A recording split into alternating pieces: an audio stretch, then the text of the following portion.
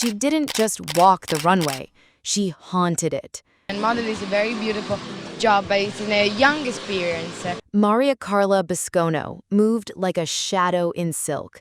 With raven hair, piercing eyes, and a body that flowed like smoke, she turned catwalks into battlefields. Some called her the high priestess of fashion. Others whispered she was too dark, too unsettling for a world addicted to gloss. But no one forgot her. In the 2000s, when runways were crowded with perfection, Mariacarla was danger. She wasn't there to please, she was there to dominate. So how did one woman's walk make an entire industry tremble? Early life. Mariacarla Boscono was born on September 20th, 1980, in Rome, Italy, but her childhood wasn't the predictable story of Italian glamour. Her father owned a construction company, her mother worked quietly at home, and her earliest memories weren't of luxury boutiques, but of long stretches of travel.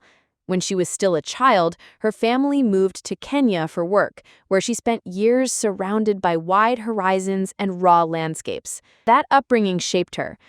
While other girls her age dreamed of Disney princesses, Mariacarla grew up with the desert wind and the chaos of open markets.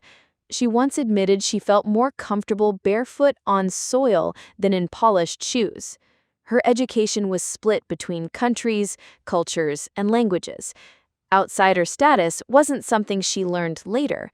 It was built into her childhood. Her teens, she was back in Italy. School was never her sanctuary. She was tall, angular, with features too sharp to blend in. Classmates teased her for looking strange. What others mocked would later become her weapon. She carried those years like a mirror, a reminder that beauty is rarely obvious at first glance. The spark came unexpectedly. During a family dinner in Rome, a family friend, who happened to be a photographer, suggested she try modeling. She laughed it off. She was 17, restless, and skeptical, but the idea lingered. Soon after, she traveled to New York, where a chance meeting with an agent changed everything. She didn't have the blonde softness of 90s supermodels. She didn't have the glossy perfection of cover girls. What she had was an intensity that could cut through a room. Agencies didn't know how to categorize her, but they knew they couldn't ignore her. In 1997, she signed her first contract. By 1998, she walked her first international runway. The same girl who was teased for looking too strange was suddenly the one designers fought over, because strange had become unforgettable. From the start, Mariacarla's story carried contradiction. The Italian beauty raised in Africa, the shy girl mocked in school, the model who would terrify the very industry that once doubted her. Would you have guessed that a girl too unusual for her classroom would become the most feared presence on the runway? First love, heartbreak, fall. For Mariacarla Boscono, love never arrived quietly. It came with the same intensity she carried onto the runway, sharp, magnetic, impossible to disguise. Her first serious romance unfolded in her late teens, just as her modeling career began to take off. He was an artist from Rome, older, drawn to her strangeness in a way her classmates never had. To him, she wasn't just beautiful, she was mythic, like a figure painted in chiaroscuro.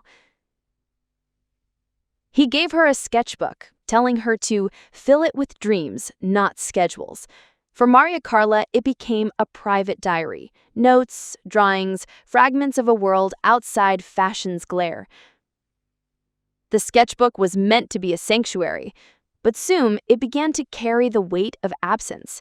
As she traveled between Rome, New York, and Paris, distance gnawed at them. He wanted her in stillness. Her life demanded movement.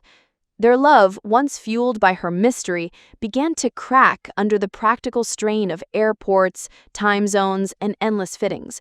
She was present for the world, but increasingly absent from him.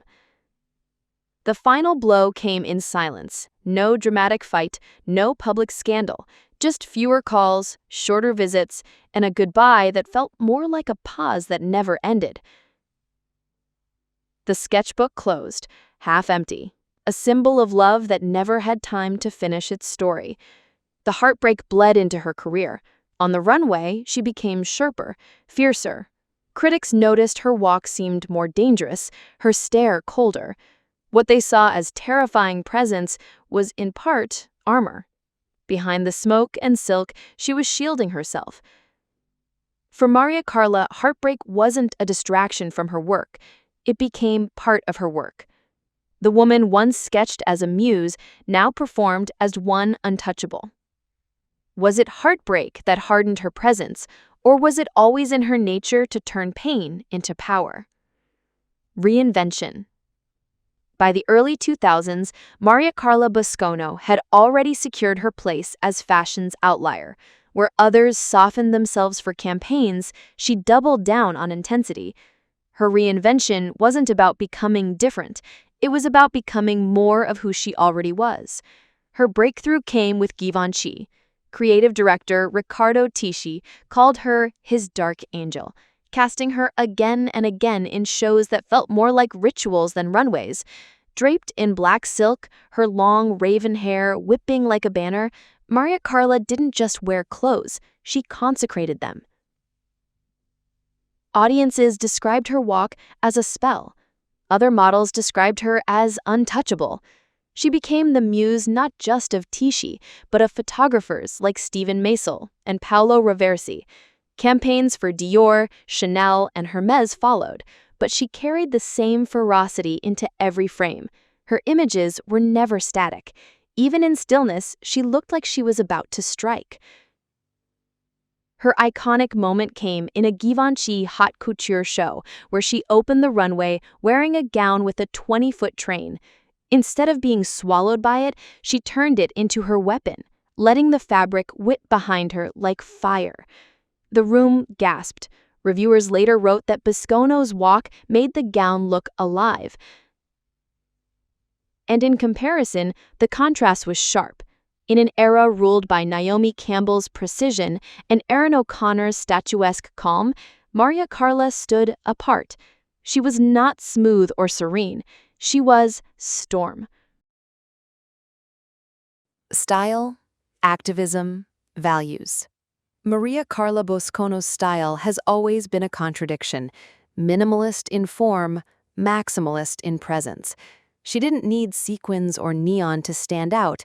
A simple black slip dress, bare skin, raven hair left loose. On her, it became unforgettable. Her style philosophy was rooted in restraint. Off the runway, she leaned into sharp tailoring, monochrome sellets, and accessories that whispered more than they shouted.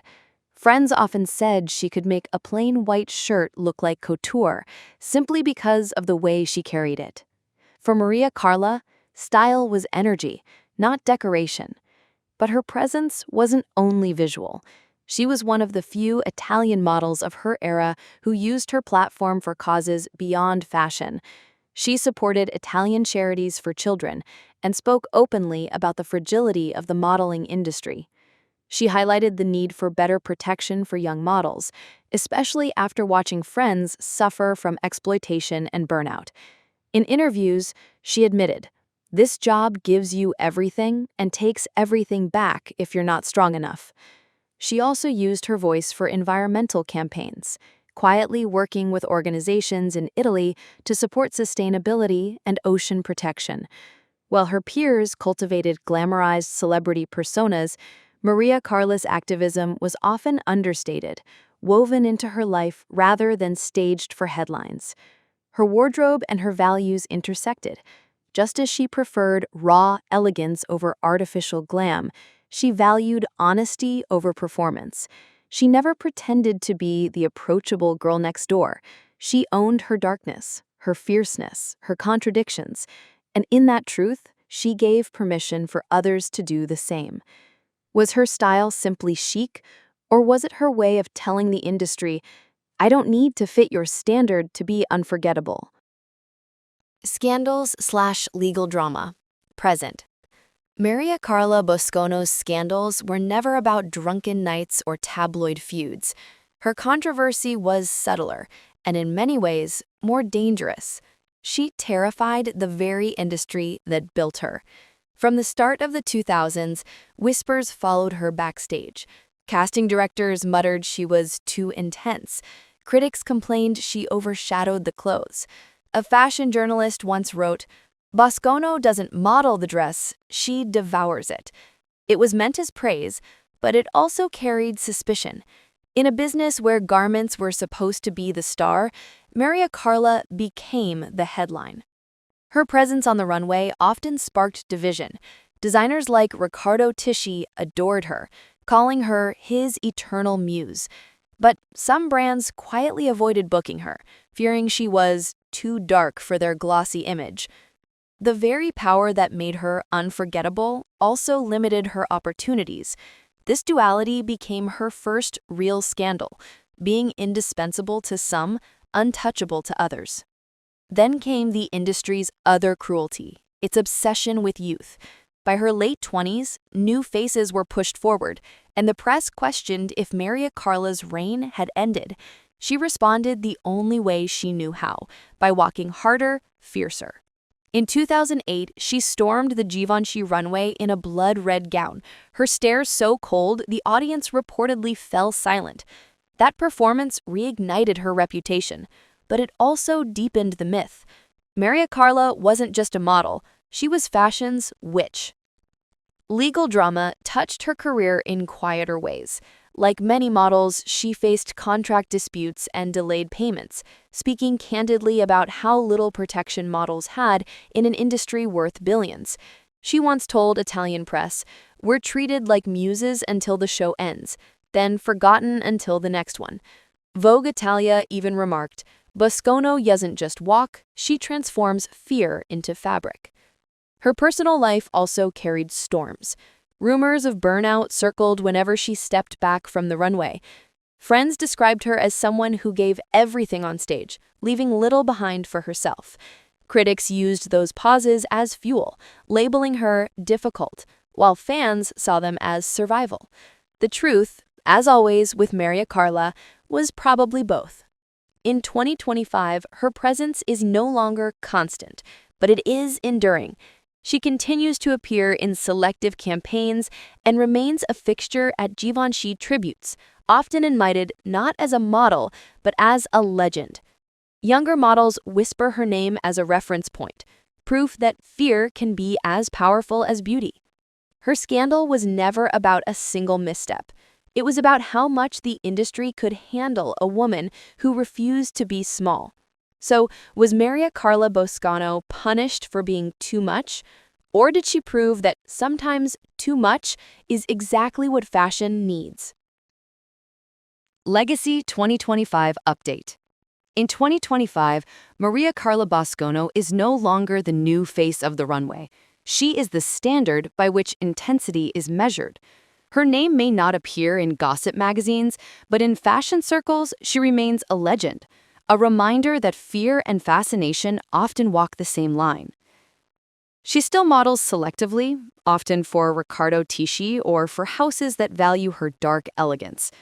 At 44, her presence hasn't softened. If anything, it has sharpened with age. Younger models speak of her backstage in whispers, studying her walk, her stare, the way she turns silence into theater. For them, she is proof that dominance doesn't expire. Her influence extends beyond catwalks. She is now invited to panels and retrospectives on modeling history, where critics describe her as the embodiment of 2000s runway power. Designers who once found her intimidating now cite her as muse for collections chasing edge in an era of sameness. What was once a liability, being too much, has become inspiration. Her legacy also carries vulnerability. She has spoken more openly in recent years about the toll of intensity, admitting that giving everything on stage left little energy for herself. Fans see these confessions not as weakness, but as wisdom, a sign that survival, too, is part of artistry. And through it all, she still keeps that old sketchbook from her first love. Once a symbol of unfinished dreams, it is now filled with notes, reminders, fragments of a life lived across continents. It has aged with her, proof that even heartbreak can become endurance. The girl once teased for looking strange became the woman who made strangeness divine. So is Mariacarla Boscono's legacy that she terrified the runway, or that she taught us fear itself can be beautiful?